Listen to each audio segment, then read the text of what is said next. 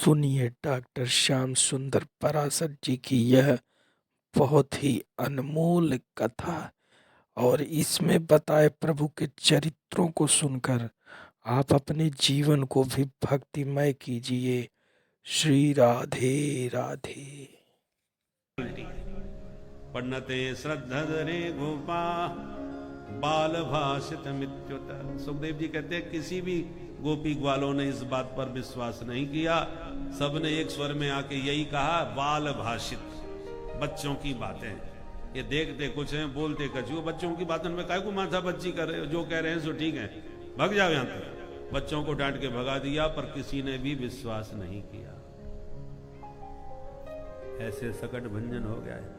ऐसे एक दिन तृणावर्त तूफान बवंडर का रूप बना के आ गया। मैया गोद में लेके लाला को स्तनपान करा रही थी। भगवान देखते ही समझ गए मामा जी ने उड़न खटोला भेज दिया। तो हमारी भी इच्छा है रही है उड़वे की। तो भगवान ने धीरे धीरे वजन बढ़ाया। थोड़ी देर में इतने भारी हो गए कि मैया को गोद में लेना कठिन पड़ गया। तो भूमौ निधायतम गोपी विस्मिता भार पीड़िता। लाला को धरती में बैठा के मैया आश्चर्य भरी आंखों से देखने लगी। छोरा, थोड़ी देर पहले तो बिल्कुल हल्को फुल्को, अभी एकदम यहाँ में इतना वजन कैसे बढ़ गए हो? अरे समझ गई, 2 घंटा से याकू दूध जो पिवाई रही, मालूम पड़े छोरा ज्यादा दूध पी गयो सो भारी है गयो। और दूध पीवे से छोरा भारी है जाए। और मैया के जम गई बात। तो धरती में बैठा के मैया कछु काम से भीतर गई। मौका मिलते ही तृणावर्त आया, लाला को उठाया, कंधे पर बैठाया, आकाश में उड़ा के ले गया। पूरे ब्रजमंडल में भगवान उसकी पीठ पर घूम लिए। और जो ब्रज के बाहर जाने को हुआ, भगवान ने गर्दन दबाई और इतना वजन बढ़ा दिया कि तृणावर्त घबरा गया। कहीं जल्दी जल्दी में काला पत्थर तो नंद भवन से ना उठा लाया। बच्चा है कि पहाड़। पीछे मुड़ के देखा तो भगवान मुस्कुराए, अरे मूर्ख, मेरे भक्त पत्थर में भी मुझको देखते हैं, दुष्ट तू मुझ में पत्थर को देख रहा है। चल तेरी खोपड़ी पत्थर से पटको।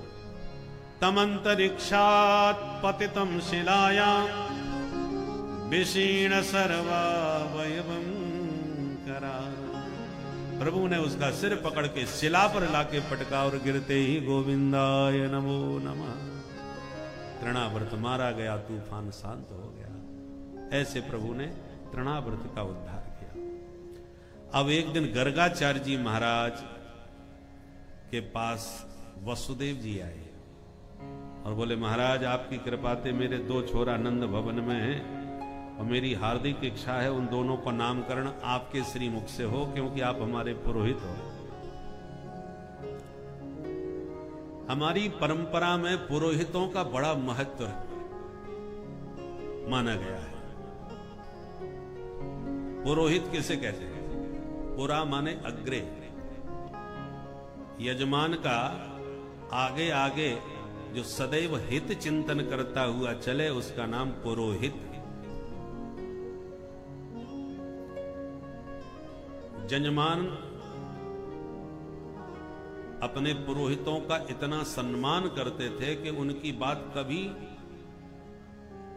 काटी नहीं जाती थी। जो कह दिया गुरुजी ने पक्का। कुल पुरोहित,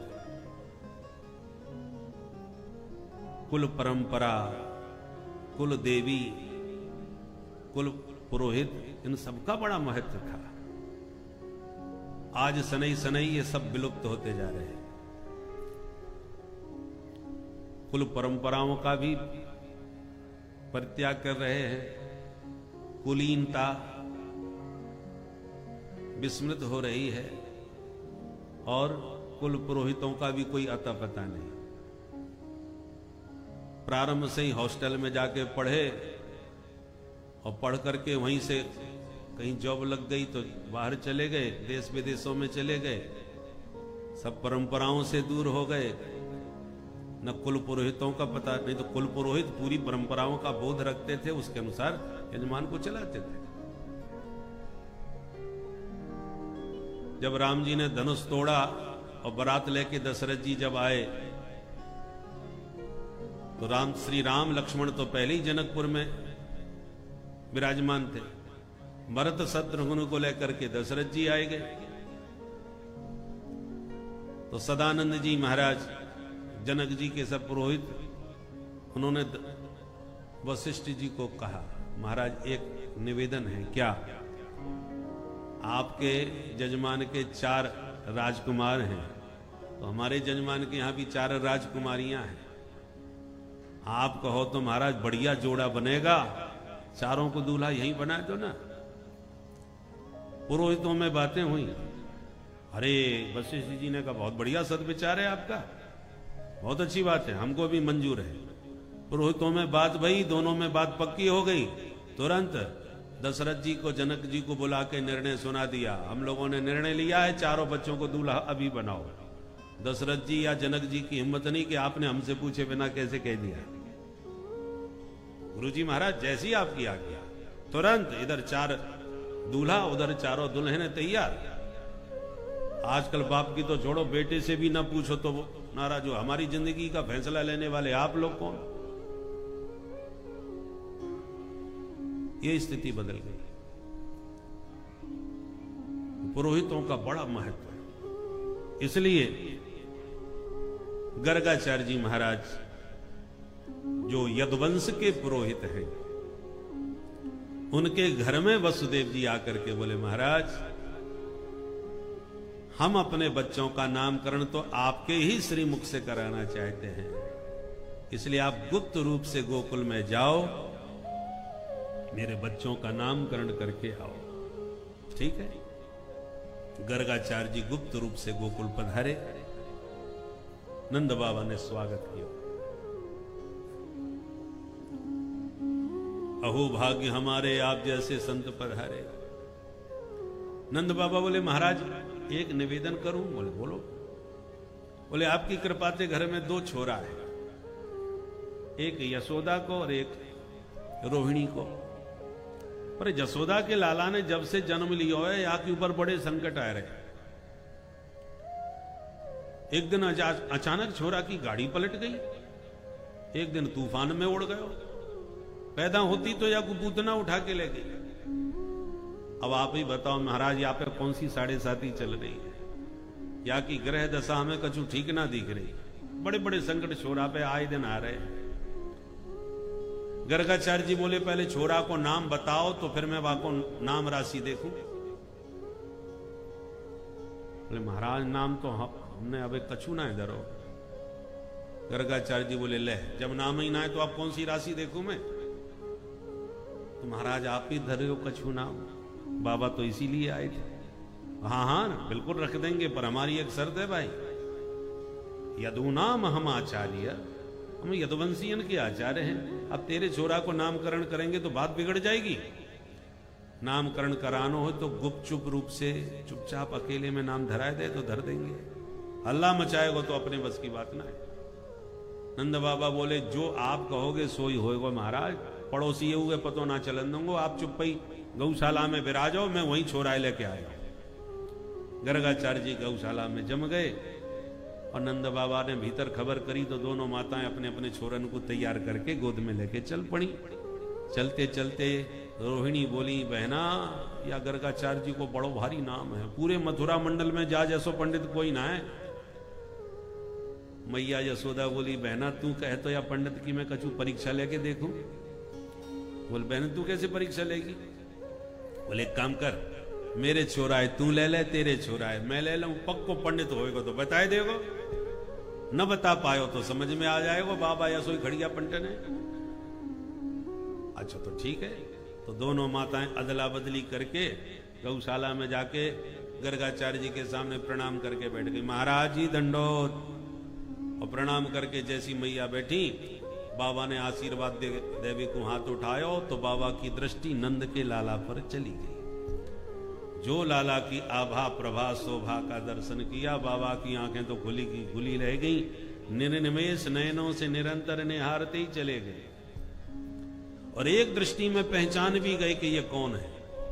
जान गए ये तो साक्षात निर्गुण निराकार निरीह निर्विशेष निरुपाधिक परब्रह्म परमात्मा ही सगुण साकार स्वरूपवान मेरे सन्मुख समुपस्थित हुआ है।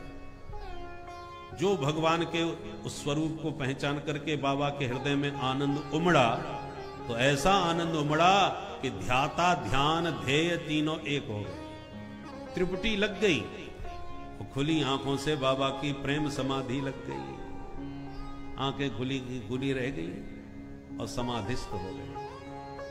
मैया हाथ जोड़ के बैठी बैठी मन में सोच रही है, महाराज जी बड़े टुकुर टुकुर छोरा को मुंह देख रहे हैं, मालूम पड़े माथे की रेखा पढ़ रहे होंगे, कछु भविष्य देख रहे होंगे, बाद में बताएंगे। तो मैया हाथ जोड़ के बैठी रही। बैठे बैठे 1 घंटा बीत गया, 2 घंटा बीत गया।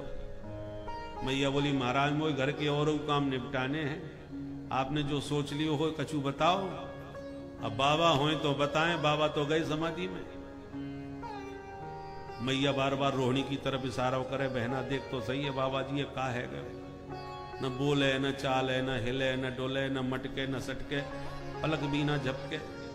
रोहिणी जी कान में बोली, बहना मोई तो लगे बाबा जी की सांसू ना चले। अब मैया घबराई, हे भगवान तो महाराज जी मेरो ही घर कलंक लगावे को मिलो, अच्छी भले बैठे ठाड़े या बाबा जी ये का है गो। मैया तो हाथ पकड़ के हिलावे लगी, महाराज जी। मैया ने जब जोर से आवाज लगाई तो बाबा की समाधि खुल गई। तुरंत सावधान होकर के हाथ जोड़ के बोले, हाँ हाँ देवी, हमने तुम्हारे छोरन को नाम सोच लियो।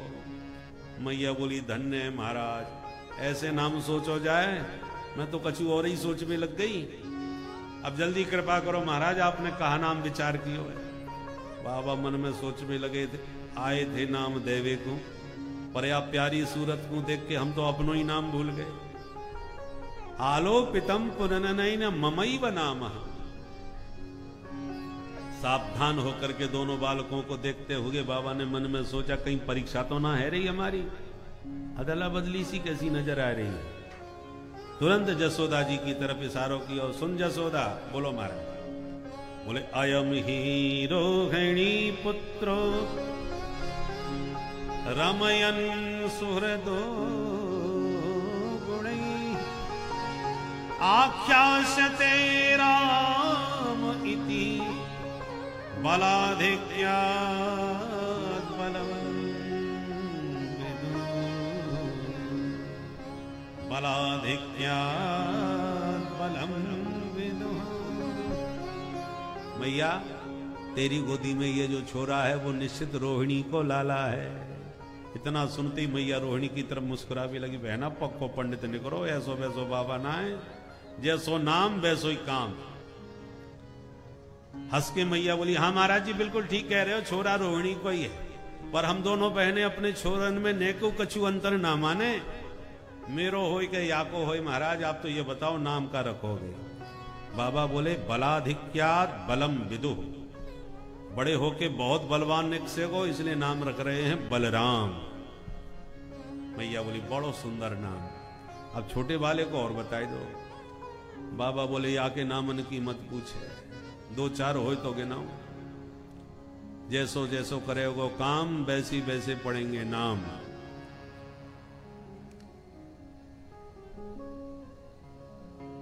बहूनि सन्ति नामानि रूपाणि च सुतस्य ते गुणकर्मानुरूपाणि तान्यहं वेदनो जना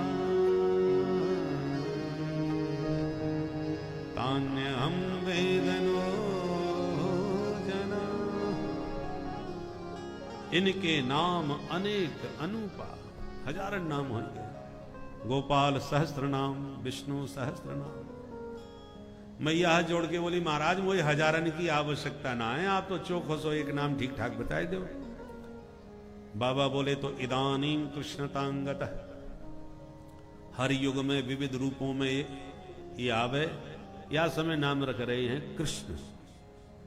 बोले कृष्ण को मतलब, बोले कर सती कृष्ण, तो सबको अपनी तरफ आकर्षित कर ले, वा को नाम कृष्ण।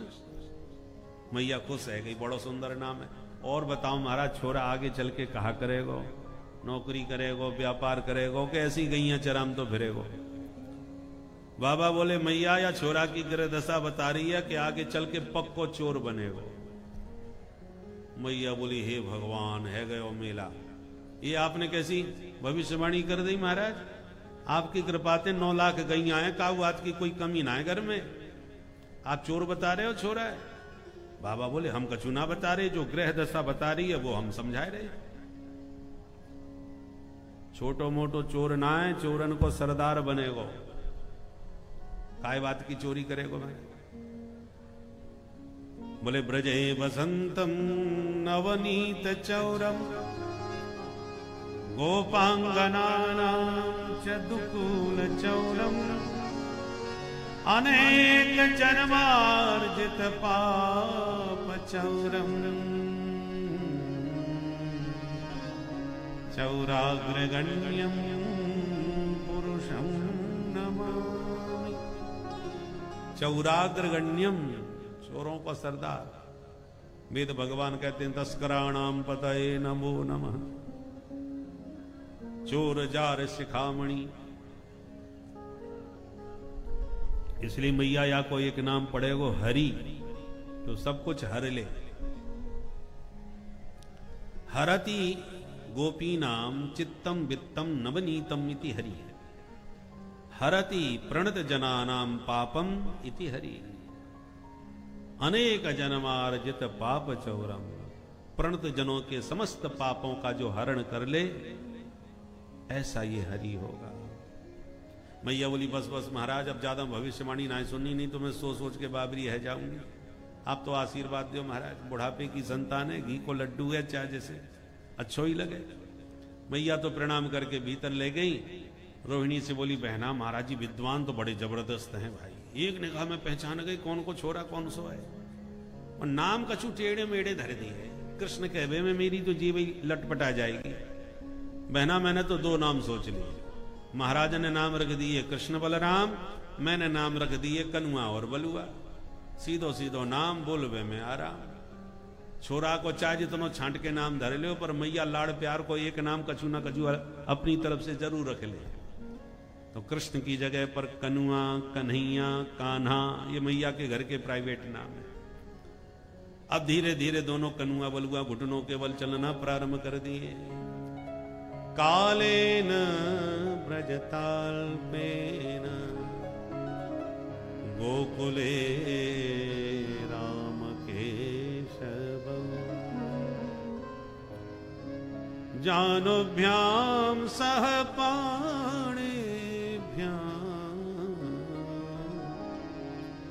रिंगमाणो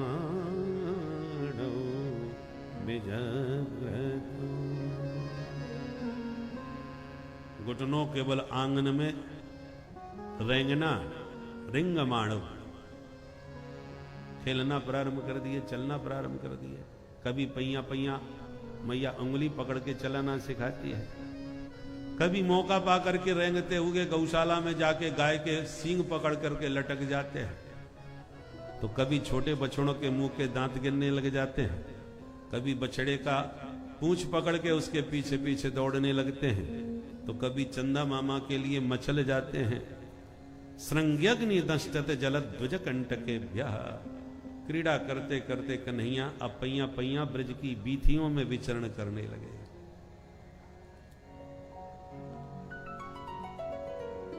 एक दिन अपने सखाओं से गोविंद बोले ब्रजवासियों चलो कछु नयो खेल खेले।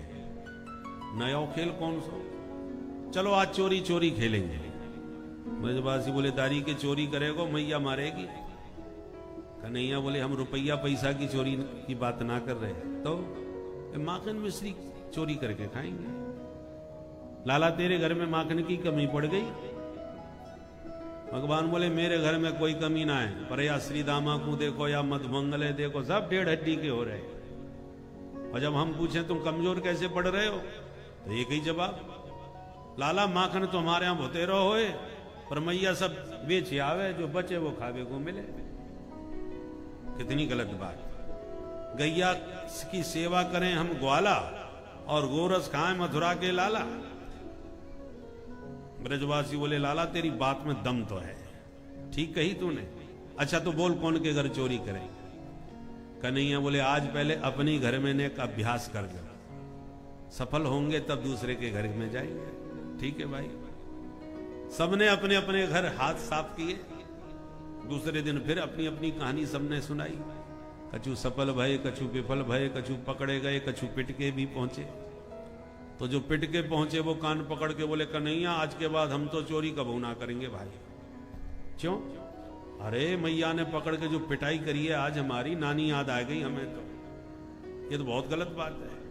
कन्हैया बोले, जादारी के पहली बार चोरी करी और पिट के चलो आयो, चल मैं सिखाऊं कैसे चोरी करी जाए।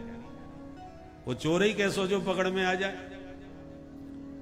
ब्रजवासी बोले, लाला तू हमारो सरदार, जो कहोगे हम वही करेंगे और तेरे संग में ही चलेंगे। कन्हैया बोले, तो एक काम करो, अपनी एक मंडली बनाए। बोले, बनी बनाई है। जो मंडली को नाम का होना चाहिए। कन्हैया बोले, अपनी मंडली को नाम होएगा बाल गोपाल चौर विद्या प्रचार मंडल। सर्वसम्मति से मंडल बन गया, मंडलाध्यक्ष कन्हैया हो गए और घर घर में माखन चोरी प्रारंभ। बोल माखन चोर भगवान की जय। प्रश्न उठता है, भगवान ने चोरी क्यों करी? पहला कारण, ब्रज में जितना गोरस होता है आधे से ज्यादा इनकम टैक्स के नाम पर कंस के पास पहुंचाना पड़ता है, आयकर। और वहां पर कंस के क्रूर मल्ल जो हैं, चाणूर मुष्टिक आदि, वो खा खा करके मस्त हो रहे हैं, उसी में नहा रहे हैं। तो भगवान को लगा ब्रजवासियों के गोरस से आसुरी शक्ति बढ़ रही है, इस पर प्रतिबंध कैसे लगाएं। अब कल के कन्हैया की बात तो कोई मानेगा नहीं, इसलिए भगवान ने अपनी मंडली बनाई और स्वयं के पास तो माखन की कमी थी नहीं, तो ब्रजवासियों का झुंड बना के ले जाते थे, उनको खिलाते थे। ब्रज का गोरस ब्रजवासी खावे, असुरों के पास क्यों जावे? और आय होगी तब ना आय कर देना पड़ेगा, इनकम होगी तब ना टैक्स लगेगा। जब माखन ही नहीं बचेगा तो टैक्स क्यों देना पड़ेगा? ना बासी बचे न कुत्ते खाए। इसलिए कन्हैया ने यह मंडली बना करके सबको माखन खिलाया, पहला कारण। दूसरा कारण, ब्रज की प्रत्येक गोपी जब भी मैया को माखन खिलाते हुए लाला के प्रति देखती, सबके मन में यही भाव आता, कभी कन्हैया हमारे घर आवें, हमारे आंगन को पावन बनावें, हमारे हाथ का भी माखन कभी खावें। आज मोरे अंगना में आबो नंदलाल, चले आबो गोपाल, दर्शन की प्यासे गुजरिया श्याम। तो ये गोपियों के हृदय के भावों को भगवान समझते हैं, अंतरात्म दृक हैं। इसलिए गोपियों के मनोरथ को पूर्ण करने के लिए माधव ने घर घर में जाकर के माखन चोरी के माध्यम से गोपियों का मनोरथ पूर्ण किया। और जिस दिन भगवान घर से नहीं निकलते, गोपियां दर्शन नहीं कर लेती तो परेशान हो जाती। और शाम को ही पनघट पे पानी भरते हुए योजना बनाती हैं, सखी पूरा दिन निकल गया, लाला के दर्शन ना भाई, क्या करें? तो सब कहती हैं चलो शिकायत करें। शिकायत करने के बहाने दर्शन है जाएंगे। तो झुंड की झुंड मिलकर के नंद भवन में आती हैं। ए जसोदा, तनिक बाहर आओ। मैया बाहर आके बोली, बहना मैंने बिलगुआ भेजोना है, तुम सब इकट्ठी कैसे आए गई? गोपियां बोली, तेरे छोरा के गीत गावे ना आई, बाकी करामात सुनावे आई हैं। नाक में दम कर राखी हम सब गोपियन के। कहां है तेरो छोरा, निकाल बाहर। मैया बोली, बात तो बताओ, बात का है? गोपियां बोली, देख जसोदा, हमको चुगल खोर ना है जो काऊ की पीठ पाछे चुगली करती फिरे। जो बात होगी, जैसी बात होगी, तेरे छोरा के मुंह पे ही सुनाएंगी। तू पहले बाहर निकालवाए। तो मैया आवाज लगावे, ओ बेटा कन्हैया। तो दौड़ के आ गए, हाँ मैया। लाला रे, देख तो सबकी सब गोपियां तेरी बड़ी शिकायत कर रही हैं। शिकायत को नाम सुनते ही गाल भुला के, मुंह लटका के, रोनी सूरत बना के खड़े है गए। मैया को तो लाला की सूरत देख के ही दया है गई। मेरो भोरो भारो छोरा, ये काऊ कहा परेशान कर सके? बहना लो, ये खड़ो है, बताओ। अब गोपियां सब टुकुर टुकुर लाला का मुख चंद्र निहारने लगी। आप उसमें इशारा करें, बहन आप जल्दी कछु शिकायत भी तो करो, शिकायत करेंगी तो ही दर्शन मिलेंगे। एक एक करके अलग अलग सब शिकायत कर रही हैं। क्या कर रही हैं? सुखदेव जी के शब्दों में सुने। वत्सान मुंजन क्वचिद समय क्रोश संजात स्थेयं स्वादवत्यधिदधिपय कल्पितैस्तेययोगै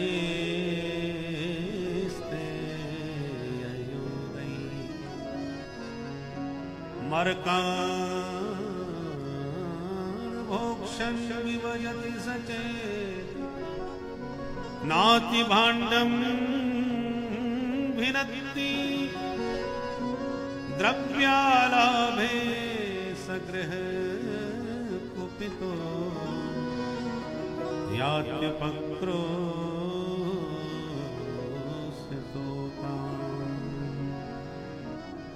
पहली शिकायत, बत्सान मुंचन, तेरो छोरा आवे बछड़ा खोल के भग जावे। मैया बोली तो तू गैया दोवे गई होगी, सोई लाला ने बछड़ा खोल दिए। दूसरी बोली ना, क्वचित असमय, जब गैया दोवे को कोई समय ना हो तब खोले ये। मैया बोली तो ये मेरो ही लाला ना है, तुम अपनो ही समझो, डांट दियो कर। तीसरी बोली क्रोश संजात हास, मैया जब हम आंख दिखा के या डांट भी लग जाए तो ये हमें देख के मुस्कुरा भी लग जाए। अब भगवान जाने जाकी मुस्कान में कहा जादू है कि डांटते डांटते हमें ही हंसी आ जाए, सारी गुस्सा ठंडी पड़ जाए। मैया बोली तो एक काम करो, मेरो लाला जैसी तेरे घर पहुंचे ये जो मांगे सो दे दियो कर, जो खावे सो खवा दियो कर, बातें दुगनो हिसाब करके तू मुते ले जा, मैं कहते मना ना करूंगी।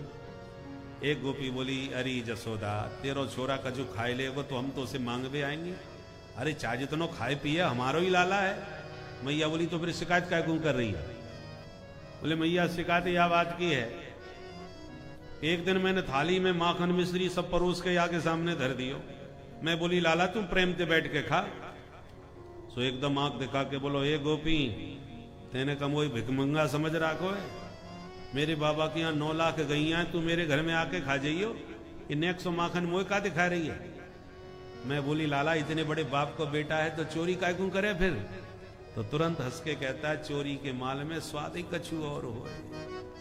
अब बता, प्रेम से परोस के खवाओ तो बड़े बाप को बेटा बन जाए और बाद में चोरी कर करके याकू खावे में स्वाद आवे। स्तेयम स्वादवत अति, मैया बोली तो अपने माट मटका छीके पे लटका दो, 100 छोरा या को हाथी ना पहुंचेगा। तुरंत एक गोपी बोली अरे बहना ये जितनो छोटो उतनो ही खोटो, यानी पूरी मंडली बना रखी है। जब मटका छीके पे लटका नजर आवे तो पकड़ के तगड़े से छोरा को घोड़ा बनावे, बाकी ऊपर दूसरो खड़ो है जाए, बाकी ऊपर तीसरो, सबके ऊपर ये अध्यक्ष महोदय विराजमान है जाए, सोई मटकी आके हाथ लग जाए। कल्पित स्तेय हो गई। एक बोली मैया तू मेरी सुन, मैंने तो माट मटका अपने आंगन में धर रहा के चाहे जितनो खाए लो, भगवान की दया से कोई कमी ना है, और मैं छुप के सब देखती रही। तो तेरो लाला आयो याने माखन खायो, अपने ग्वालन को खवायो, सबन को पेट तन गयो, खाते खाते माखन फिर भी बच गयो। तो मरकान भोक्षण यानी मोते आवाज निकारी और 50 बंदर मेरे घर पे एक साथ टूट पड़े। भगवान जाने बंदरन ते या की कहा रिश्तेदारी, एक आवाज पर सबरे बंदर इकट्ठे है जाए और यानी बंदरन को खवानो प्रारंभ कर दियो। मैं फिर भी कछु ना बोली। हद तो तब है गई जब बंदरन के भी पेट भर गए, गले के थैला लटक गए, जगह ना बची तो बंदर भी छोड़ के चले गए। माखन फिर भी बच गयो, तो जो माखन शेष बचो वा मटका को उठा करके तेरो लाला सूंघे लग गयो, और सूंघते सूंघते बोलो अरे राम राम, कितनो सड़ो सड़ायो माखन धर राखो या बंदरू ना खाए रे। भलो आदमी खाए के या सड़े माखन को बीमार ना है जाएगा, का जरूरत है घर में धरवे की। और भांडम भिनत्ती, दम से मटका पटक के फोड़ फाड़ के भाग गया। अब बता जसोदा, स्वयं खावे, ग्वालन को खवावे, बंदरन को लुटावे, और वाके बाद में सड़ो माखन कह के मटका फोड़ के भग जावे। मैया सुन सुन के मन में मुस्कुरावे, ऊपर से आंख दिखावे, चौरे लाला।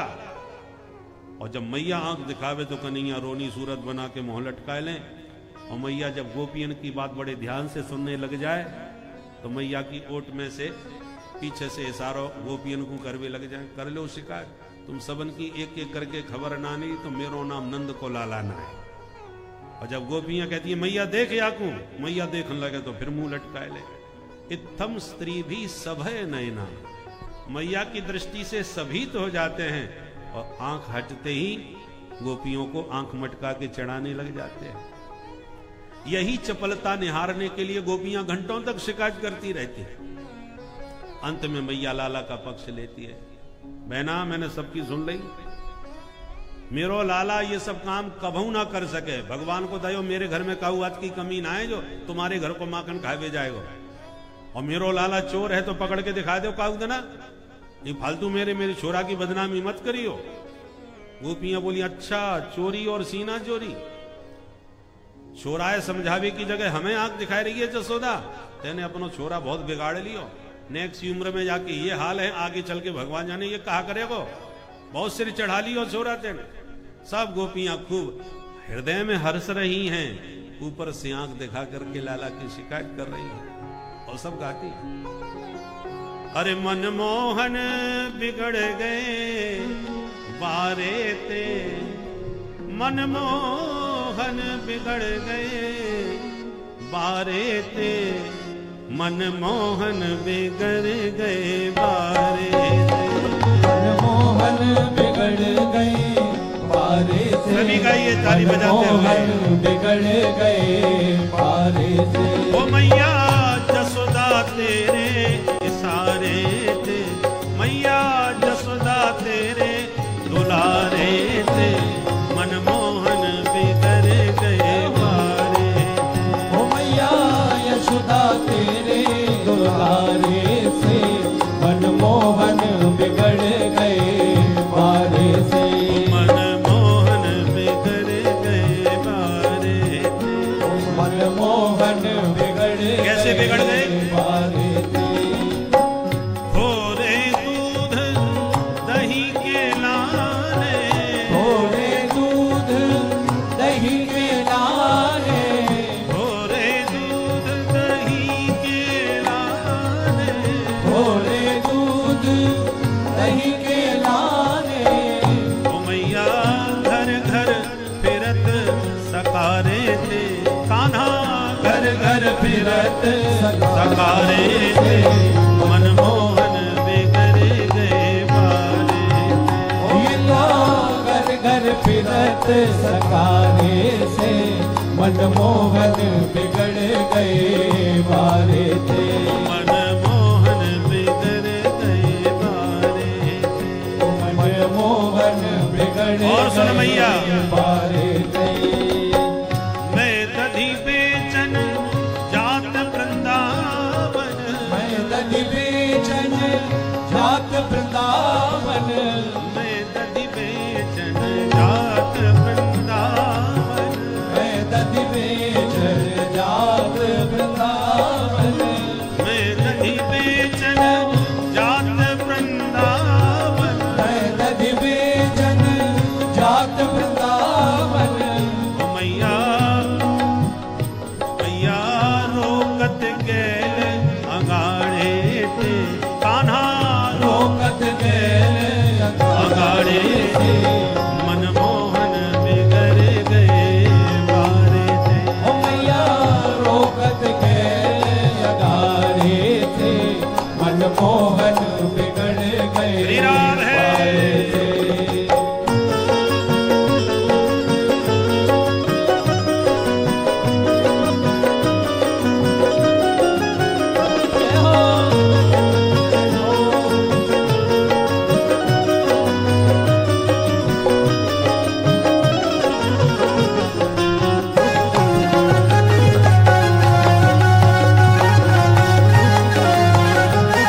और सुन मैया,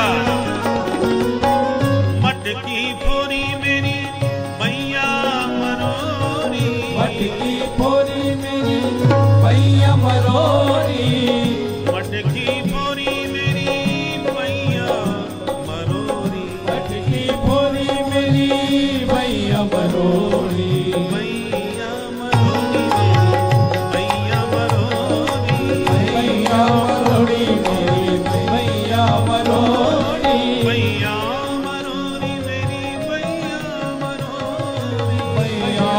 मरोड़ी मेरी भैया मरोड़ी मटकी पूरी मेरी भैया मरोड़ी मटकी पूरी मेरी भैया मरोड़ी वो मेरी चूनर भारी किनारे ते काने चूनर भारी किनारे थे मन मोहन बिगड़ गए पारे थे चूनर भारी किनारे थे मनमोहन बिगड़ गए बारे थे ओ मैया जसोदा तेरे दुलारे थे मन मोहन बिगड़ गए पारे थे भैया यशोदा तेरे दुलारे थे मनमोहन बिगड़ गए बारे से अपने से नहीं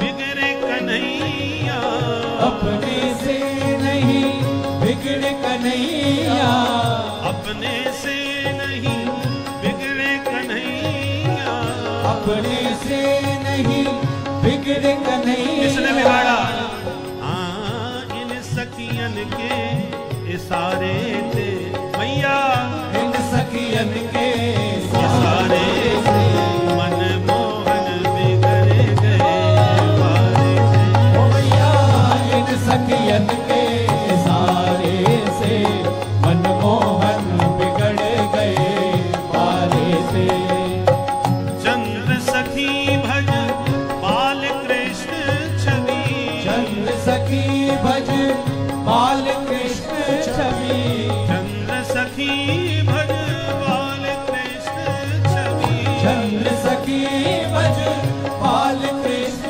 छवि ओ मैया अब का होत सुधारे थे मैया अब का होत सुधारे थे मन मोहन बिगड़ गए बारे ओ भैया अब का होत सुधारे से मनमोहन बिगड़ गए बारे से ओ मैया जसोदा तेरे दुलारे थे मन मोहन बिगड़ गए बारे थे ओ भैया यशोदा तेरे दुलारे थे मनमोहन बिगड़ गए बारे से ये तो घर घर फिरत सकारे थे ओ ये तो घर घर फिरत सकारे थे मेरी रोकत गैल अगाड़े थे मेरी रोकत गेल लगारे थे मेरी चूनर भारी किनारे थे मेरी चूनर भारी किनारे थे मैया अब का होत सुधारे थे ओ भैया अब का होत सुधारे थे मन मोहन बिगड़ गए मारे थे। बोल माखन चोर भगवान की तो इस प्रकार ब्रज गोपियों का मनोरथ पूर्ण करने के लिए ही माधव ने ये मधुर माखन चोरी लीला करी। अब कन्हैया ने सोचा भाई माखन बहुत खा लिया, थोड़ा सा ब्रज रज का भी तो स्वाद चखना चाहिए। तो एकदा क्रीडमानास्ते रामाद्या गोपदारका कृष्णो मृदं भक्षितवान् इति मात्रे न्यवेदयन्। एक समय की बात, क्रीड़ा करते कन्हैया ब्रह्मांड घाट पर पहुंचे और मौका पाकर अकेले में जाके मिट्टी के डेला मुंह में धर के गटक गए। दाऊ जी ने पकड़ लिए, चोरे लाला तेरे मोड़े में कहा है? कन्हैया बोले अच्छा मोते झूठ बोलेगा, चल तेरी शिकायत करो। मैया बोल बेटा, तेरे लाला ने मैया तेरे कान्हा ने माटी खाई, जसोदा सुनो माई, अद्भुत खेल सखन संग खेलो, इतनो सो माटी को डेलो, और तुरत श्याम अपने मुख में मेलो, फिर याने गटक गटक गट खाई, जसोदा सुन माई। मैया सुन के घबराई, अरे राम राम, कल तक तो छोरा की शिकायत मिलो करती, याने माखन खा लियो, तो माखन तो खावे की चीज है, खा लियो तो खा लियो। मैं कछु ना बोली। बा को परिणाम यह है कि आज शिकायत आ रही है कि याने मिट्टी खाई ली, आज भी कछु ना बोलूंगी, कल शिकायत आएगी याने भांग खा ली, फिर शिकायत आएगी आज गुड़िया खाई ली। भाई छोरा धीरे धीरे यूं ही तो बिगड़ जाए। तो मैया ने लाठी उठाई, अब तो संभालना पड़, दंड ना दूंगी, उद्दंड और रह जाएगा। लाठी लेके डांट लगाई, कस्मान मृद मदांतात्मन भवान भक्षित बांधः, वदन्ति तावकायेते कुमारास्ते ग्रजो। चौरे चटोरे